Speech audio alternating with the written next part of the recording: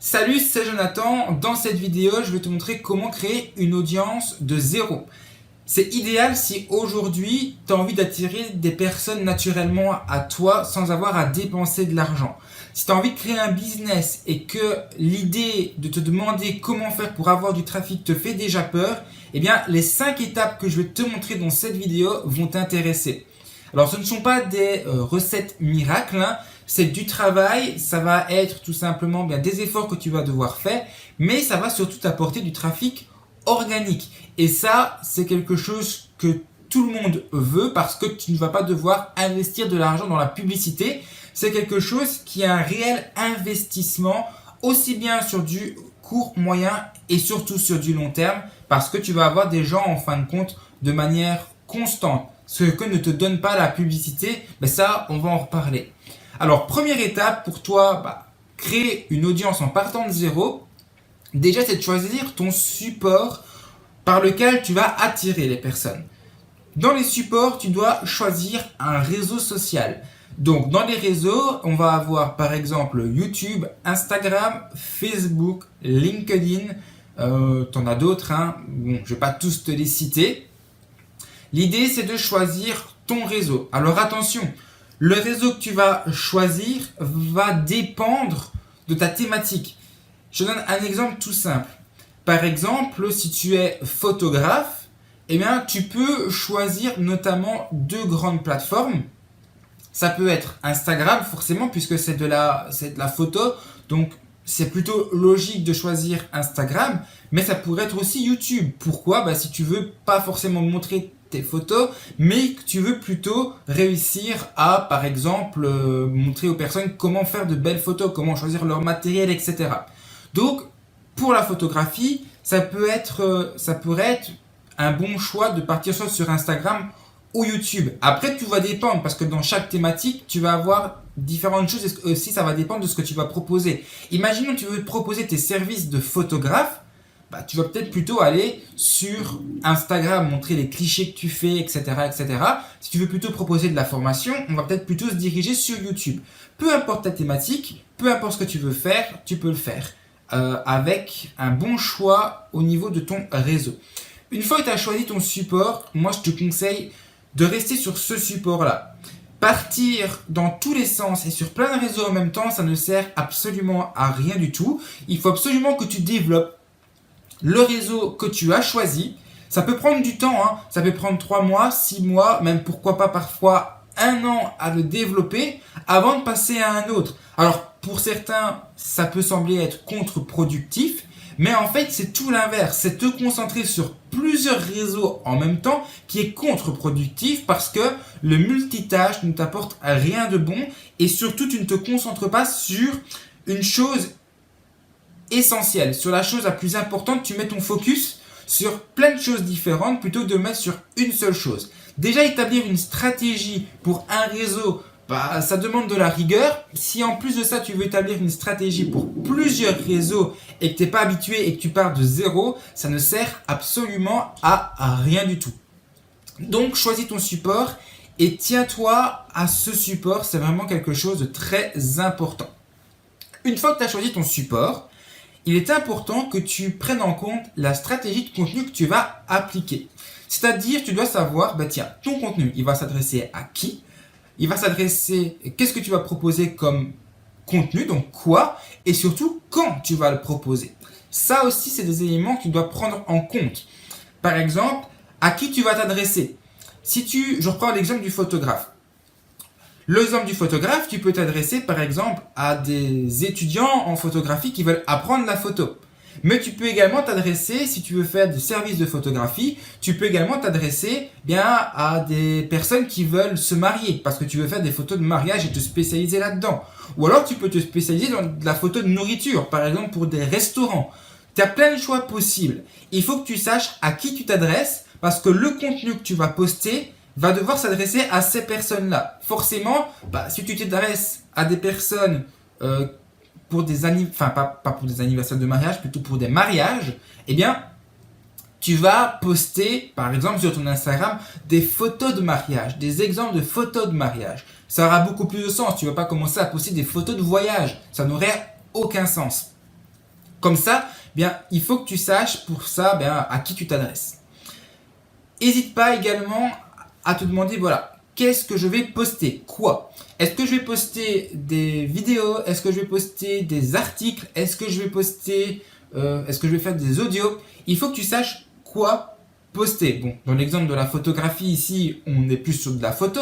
Mais si tu veux t'adresser à un public qui veut apprendre la photographie, le format des vidéos peut être vraiment très intéressant. Montrer comment utiliser un appareil photo, comment faire pour faire des focus, comment faire pour avoir des beaux zooms. Voilà, je dis n'importe quoi, je ne connais absolument pas en photographie. Je suis un complet débutant là-dedans, mais c'est pour te montrer des exemples. En fait, le qui et le quoi sont fortement liés. Parce que, en fonction de à qui tu vas t'adresser, eh bien, forcément, ce que tu vas poster comme type de contenu va dépendre des personnes à qui tu t'adresses. Voilà. Je sais pas si tu comprends, mais en fin de compte, c'est un petit peu un cercle. Et si tu changes ton audience, le quoi peut également changer. Donc ça, c'est un point également important à prendre en compte. Ensuite, il y a la question du quand. Alors, quand on parle de quand, il faut absolument que tu te demandes, tiens, en ce qui concerne le quand est-ce que je vais poster mon contenu?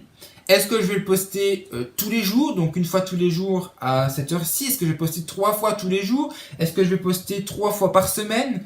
Voilà, il faut que tu saches quand tout simplement tu vas poster ton contenu, peu importe le réseau sur lequel tu te situes. Et une fois que tu as choisi le quand, on en arrive en fin de compte à la troisième étape, c'est la fréquence de publication. Ta fréquence de publication est hyper importante parce que c'est ça qui va te permettre c'est ça qui va permettre aux gens de se dire ah oui, aujourd'hui il y a une vidéo de un tel. Il y a beaucoup de personnes, notamment au niveau de YouTube, elles mettent dans leur bannière une vidéo par exemple tous les jours à 8h ou une vidéo le jeudi à 17h, une autre à le dimanche par exemple à 18h. Ça permet aux gens de savoir quand tu postes du nouveau contenu. Parce qu'une personne qui vient tout le temps sur ton compte pour voir s'il y a du nouveau contenu et qu'elle voit qu'il n'y a pas de nouveau contenu, au bout d'un moment, elle va se lasser et elle va arrêter. Que si elle sait quand tu postes du nouveau contenu, eh bien, elle va venir instinctivement au bout d'un moment et donc du coup, elle va être également fidèle par rapport à ce que tu vas lui proposer. Donc ça, tiens-le également dans ta tête, tout simplement. Alors ensuite, la quatrième étape, une étape vraiment super importante, peu importe le réseau, c'est la régularité. Parce que si tu choisis une fréquence de publication, c'est très bien.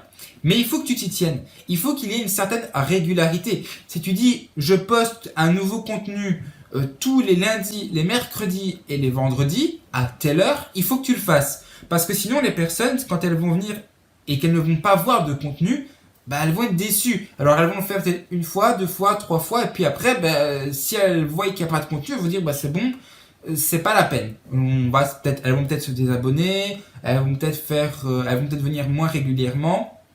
Donc la régularité est importante déjà pour les personnes. Ça, c'est un premier point que tu dois tenir en compte dans ta stratégie et également dans ta tête.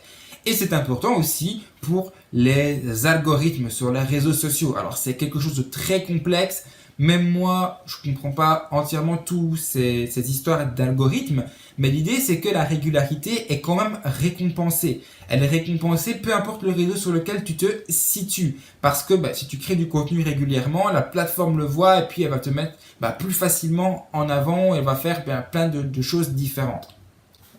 Donc, déjà, ces 4 étapes-là sont déjà très importantes. On en arrive à la cinquième étape, qui consiste en fait des fausses croyances au niveau de la publicité. Peut-être que tu dis dans ta tête, pour créer une audience à partir de zéro, il faut que je fasse de la publicité.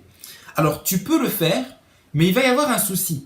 C'est que la publicité, ce n'est pas du contenu qui est organique. C'est du contenu que tu payes et une fois que tu arrêtes de payer, ce contenu se stoppe automatiquement. Ça veut dire que par exemple, demain, tu vas mettre 100 € par jour pour diriger les personnes sur une de tes offres, par exemple. Tu vas avoir en masse des personnes qui vont venir voir tes offres. Ça, c'est vrai, si tu as bien fait ton boulot, que tu as bien travaillé, etc. Néanmoins, si tu arrêtes de payer, demain, tu peux avoir 10 000 visiteurs, imaginons, en fonction forcément du budget que tu y as mis. Par contre, si tu arrêtes, le jour d'après, tu peux ne plus avoir personne. Et en fait, l'idée ici, et notamment l'idée d'être un entrepreneur minimaliste, tu le sais, c'est vraiment ce que je prône. Maintenant, c'est de faire des actions qui, oui, te demandent du temps aujourd'hui, mais qui, sur le long terme, vont tout simplement te rapporter encore. Et être un entrepreneur minimaliste, c'est ça. Pas forcément mettre dans la publicité, pas dans un premier temps en tout cas. Moi, personnellement, je ne suis pas du tout pour la publicité. Mais faire des actions qui, sur le long terme, vont te rapporter. Faire 5% de travail pour que ça te rapporte tout simplement 95% de résultats. Ça, c'est quelque chose de génial. Et faire du contenu comme ça te permet de pouvoir créer du contenu qui est organique. Alors après, à toi de choisir ta plateforme, mais choisis-la bien, encore une fois, parce que c'est très important. Essaie de faire en sorte de choisir des plateformes qui vont pouvoir également te référencer au niveau organique. Par exemple, Facebook est une plateforme qui est très peu référencée au niveau Google. Tu vas avoir du mal à te référencer. Que par exemple, YouTube est une excellente plateforme au niveau du référencement. Après, tu peux également te rendre visible, pas forcément en choisissant un réseau social, mais par exemple en créant des articles de blog. Voilà, donc c'est un système tout simplement pour te créer une audience de zéro. Il n'y a pas de secret. Créer une audience, ça demande de créer du contenu, et créer du contenu, ça demande du temps et des efforts. Du temps aujourd'hui, mais dans 3 mois, 6 mois, si tu fais ça chaque semaine, eh bien ça va tout simplement te rapporter sur du long terme. Imaginons, tu crées 3 contenus. Allez, on va dire 3 vidéos YouTube. Moi, c'est ce que je fais maintenant. Tu fais 3 vidéos sur YouTube chaque semaine. Qu'est-ce que ça va te rapporter au bout d'un mois? Au bout d'un mois, ça va te faire, par exemple, si on prend le chiffre 3 de 3 nouvelles vidéos, ça te fait 12 nouvelles vidéos chaque mois. Sur l'année, tu l'as compris, ça commence à faire pas mal de vidéos et c'est quand même bien. Hein. On est ici, on sera à 112. Alors, je suis très mauvais en calcul mental, mais c'est pas grave. Hein. On va faire 12 x 12, 144. Pas 12 x 12, je dis n'importe quoi. On va faire plutôt, 12 x 12, 144 vidéos. Donc 12 nouvelles vidéos par mois x 12, ça fait 144 vidéos. C'est plutôt pas mal. Et t'imagines bien que peu importe le contenu que tu crées, si tu en crées 144 sur ton année, il y en a forcément quelques-uns qui vont sortir du lot et qui vont te rapporter beaucoup de trafic. Du trafic 100% organique. Donc je te recommande vraiment de commencer dès maintenant, dès aujourd'hui si c'est possible. Pour toi, fais-le vraiment. Ne te donne aucune excuse, motive-toi et fonce tout simplement. Bien entendu, si tu veux avoir d'autres conseils, d'autres astuces de ce style-là pour être un entrepreneur minimaliste, tu peux accéder directement à mes emails privés. Ils sont envoyés tous les jours à 8 h. Donc pour y accéder, c'est simple. Tu cliques sur le lien qui est dans la description et tu peux tout simplement recevoir mes emails privés dès demain. D'ici là, je te dis à très bientôt pour une prochaine vidéo et à demain pour les emails quotidiens si tu t'inscris.